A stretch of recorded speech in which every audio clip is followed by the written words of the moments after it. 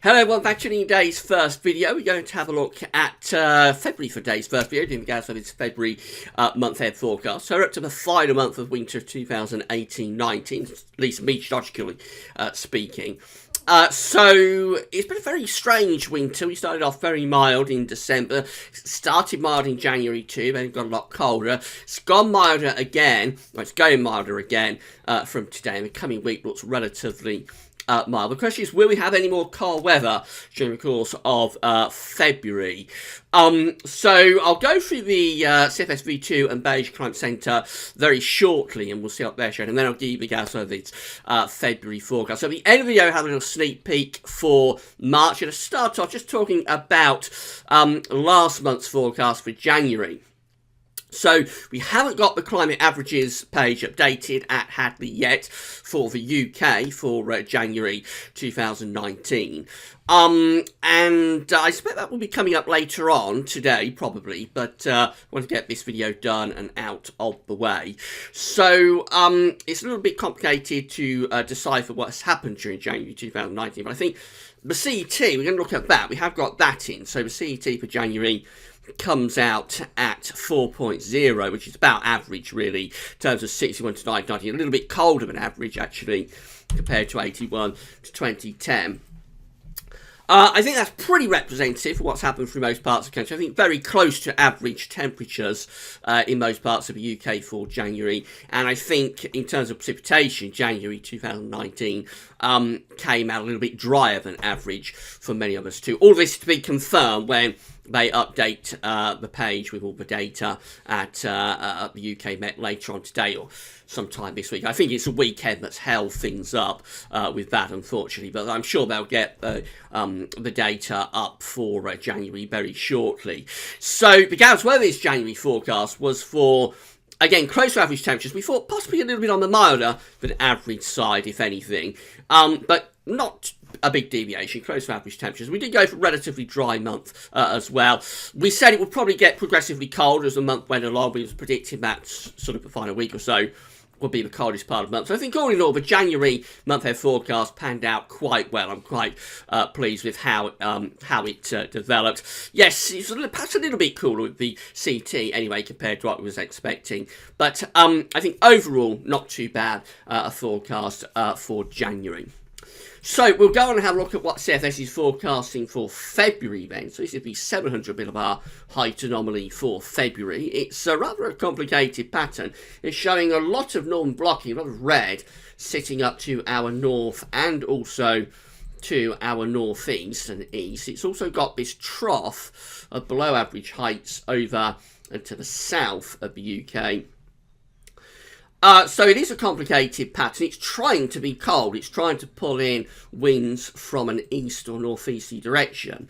But the way the trough and ridge, and perhaps you see a little bit better over here, the way the trough and the ridge are aligned with the low pressure out there and then the high pressure across east and northeast parts of Europe, we are at danger of pulling up some quite mild air at times from the south. So it's not a clear-cut sort of cold pattern. For a clear-cut cold pattern, you would want the trough of low pressure to be more centred across central parts of Europe, and you would want that ridge to be more sort of from Scandinavia over towards Greenland. It is from Scandinavia over towards Greenland to some degree, but you want to centre it just there. You don't really want this pull back into eastern parts of Europe with that ridge. So it's a very complicated pattern. It's trying to be cold, but the way the trough and ridge are lined up is not a clear-cut cold pattern. Probably quite an unsettled February, and there will be cold weather at times, but not continuously cold. So a very cold month. Again, perhaps not too far from average, really,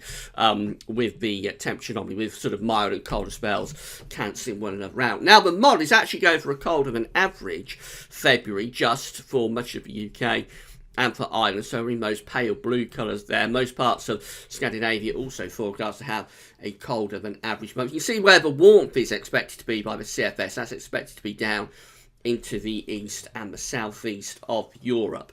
So it's not a big deviation, but the CFS is actually coming out on slightly on the colder than average side for February.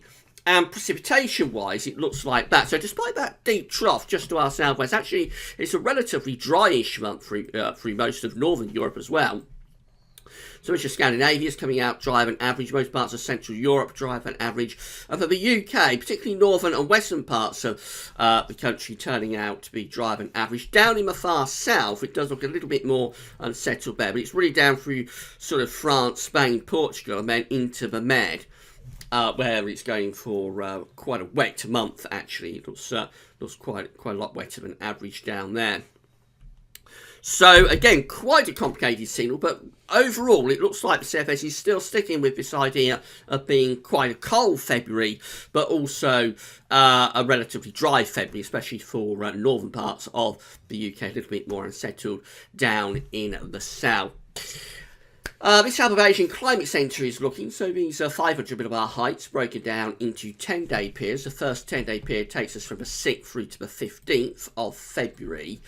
We find that we have this trough of below average heights more out to the west of the UK compared to where the CFS has it, and a ridge is kind of like sitting over and to the east of the UK. So not that much difference. It also does also extend up towards the north and the northeast to some degree. It's not that much difference compared to what the CFS V2 is showing. Remember, this is a 10-day anomaly, though, from the 6th to the 15th. But it would be bringing up more of a westerly or southwesterly flow. So that would be relatively mild, actually, in sort of the next 10 days, the 6th through to the 15th of February. And then the following 10-day period goes from the 16th to the 25th of February, so almost towards the end of the month. And then it has a ridge of above average heights. That's an area of high pressure almost over the top of the UK and extending across much of Europe as well. So that's just mainly dry, unsettled conditions. Of course, underneath that high pressure, you might get frost and fog.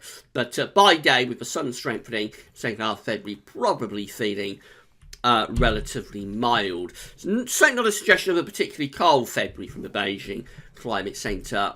Now, this is the 30-day 500 millibar height anomaly. It takes us from the 6th from the 6th of February through to the 7th of March. So it's a 30-day 500 millibar height anomaly with above average heights close to the UK, a little bit over towards the east of us, trough of low pressure in the Atlantic. So it looks like a relatively settled month potential, though there is influence from the Atlantic. That trough of low pressure will be throwing up rain bands at times into the UK. And I think overall just reasonably mild month really, with high pressure to the east, low pressure to the west, and probably bringing up a fair amount of sort of southwesterly to southerly winds. That's confirmed by the temperature anomaly. This is the temperature anomaly for the 6th of February to the 7th of March, and it's above average for much of the UK and for most central parts of Europe, so no suggestion at all of a colder than average month from the Beijing Climate Centre. A little bit at odds. We've got the CFS V2 is showing. Precipitation-wise, actually a little bit above average, maybe surprisingly, given that anticyclonic signal that's just to the east of us. But the model is actually going for a slightly above average precipitation anomaly from the 6th of February to the 7th of March. I can tell you, I won't show you the charts for March. The days will be days 21 to 30 and days 31 to 40. Those two 500 millibar height anomaly charts are showing much more unsettled conditions through early March. So that might be skewed a little bit. And above average precipitation anomaly might be skewed a little bit by what happens in early March. What model is forecasting that early March, which is to turn much more unsettled. I think overall a relatively settled and quite mild February being forecast by the Beijing Climate Centre. So there's no sign of any particularly cold late winter weather with this. It looks like overall, well, the CFS V2 is a little bit on the cold side. It's not a clear-cut cold pattern. I think with CFS you get alternating milder and colder interludes. The Beijing Climate Centre just looks generally quite mild, really, for February to end winter. So we've got a bit of a problem because weathervids.com winter forecasts always suggested that February was likely to be the coldest month of winter. And we have started this month very, very cold. You probably saw that when we looked at the CET earlier in the video, at the start of the video.